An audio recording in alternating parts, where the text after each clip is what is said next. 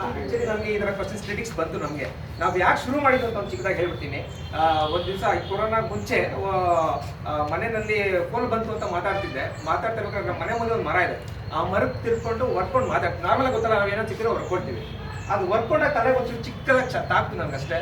ಅದು ತಾದಾಗ ನನಗೆ ಏನಪ್ಪ ಇಷ್ಟು ತಾಕ್ತಲ್ಲ ಅಂತ ತಿರುಗಿ ನೋಡಿದೆ, ನಂದು ಚಿಕ್ಕ ಮಳೆ ಬಂದಿತ್ತು. ಇಮಿಡಿಯೇಟ್ ಮೂಮೆಂಟ್ ಅದು ಯಾಕೆ ನಾನು ರಿಯಲೈಸ್ ಆಗಿದೆ ಏನು ಅಂತ ಹೇಳಿದ್ರೆ, ಜಸ್ಟ್ ಟಚ್ ಆಗೋದಕ್ಕೆ ನಂಗೆ ಇಷ್ಟು ಪೇನ್ ಆಗಿರ್ಬೇಕಾದ್ರೆ ಅದು ಹೃದಯಕ್ಕೆ ಹೊಡೆದಿದ್ದೀವಲ್ಲ, ಅದಕ್ಕೆ ಎಷ್ಟು ಪೇನ್ ಆಗ್ತಾ ಇರಬೇಡ. ಇಮಿಡಿಯೇಟ್ ಆಗಿ ಹೊಡೆದಿದ್ದು ಅದೊಂದೇ. ಯಾಕೆ ಅಂತ ಹೇಳಿದ್ದು ಅದು ಹೊಡಿತು ಅಂದರೆ, ವಿ ಆರ್ ಹಿಪೋಕ್ರೇಟ್ಸ್ ಅಂತ ಹೇಳಕ್ಕೆ ಇಷ್ಟಪಟ್ಟಿದ್ದೀನಿ. ಮನುಷ್ಯರು ಹಿಪೋಕ್ರೇಟ್ಸ್, ಹೇಳೋದೊಂದು ಮಾಡೋದೊಂದು.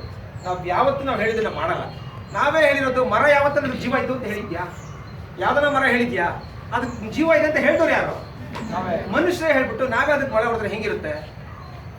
ಒಂದಷ್ಟು ಜನ ನಮಗೆ ಟೀಕೆ ಕೂಡ ಮಾಡಿದ್ರು. ಅವತ್ತು ಅನ್ಕೊಂಡಿದ್ದೆ ನಾನು ಅದರಿಂದ ಒಂದು ಮಳೆ ತೆಗೆದೆ. ಅದು ತೆಗೆದಾಗ ಏನೋ ಒಂದು ಮನಸ್ಸಲ್ಲಿ ಸಮಾಧಾನ ಆಯಿತು. ಹಂಗೆ ತಿರುಗಿ ನೋಡಿದೆ, ನಮ್ಮ ಸಂಪಂಗಿ ರಾಮನಗರದಲ್ಲಿ ಇರ್ತಕ್ಕಂಥ ಎಲ್ಲ ಮರಗಳಲ್ಲೂ ಕೂಡ ಮಳೆ ಬಿಡೋದಿತ್ತು. ಅದು ನೋಡಿದ ತಕ್ಷಣ ಏನಪ್ಪ ಇದು ಹಿಂಗೆ ನೋಡಿದಾರಲ್ಲ, ಮತ್ತೆ ಸರಿ ಅದರಿಂದ ಒಂದಷ್ಟು ಮರಗಳನ್ನ ತೆಗೆದೆ, ಪೋಸ್ಟರ್ಗಳನ್ನ ತೆಗೆದೆ. ನಮ್ಮ ಸ್ವಾರ್ಥಕ್ಕೆ ನಾವು ಮರಗಳನ್ನ ಹೆಂಗೆ ಉಪಯೋಗಿಸ್ಕೊತಾ ಇದ್ದೀವಿ ಅಂತ ನೀವು ಜಸ್ಟ್ ಇಮ್ಯಾಜಿನ್ ಮಾಡಿ. ಜಸ್ಟ್ ನೀವು ತಿರುಗಾಡ್ತಾ ಇರ್ಬೇಕಾದ್ರೆ ನೀವು ನೋಡ್ತೀರಾ, ಜ್ಯೋತಿಷ್ಯಾಲಯ ಬೇಕಾ ಇಲ್ಲಿದೆ, ಪಂಚರಂಗಿ ಬೇಕಾ ಇಲ್ಲಿದೆ, ವರ್ಕ್ ಫ್ರಮ್ ಹೋಮ್ ಬೇಕಾ ಇಲ್ಲಿದೆ, ವರ್ಕ್ ಫ್ರಮ್ ಮೊಬೈಲ್ ಬೇಕಾ ಇಲ್ಲಿದೆ ಅಂತ ನಾನಾ ಥರ ನಾವು ಅಡ್ವರ್ಟೈಸ್ಮೆಂಟ್ನ ಮರಗಳ ಮೇಲೆ ಹೊಡ್ತಾ ಇದ್ವಿ.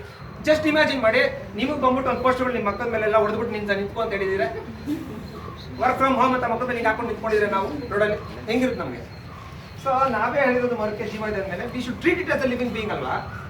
ಸೊ ಆ ಕಾರಣಕ್ಕೆ ಅವತ್ತು ನಮ್ಮ ಏರಿಯಾನಲ್ಲಿ ತೆಗೆದ್ಬಿಟ್ಟು ಅಷ್ಟಕ್ಕೆ ನಾವು ಸ್ಟಾಪ್ ಮಾಡಬೇಕು ಅಂದ್ಕೊಂಡೆ.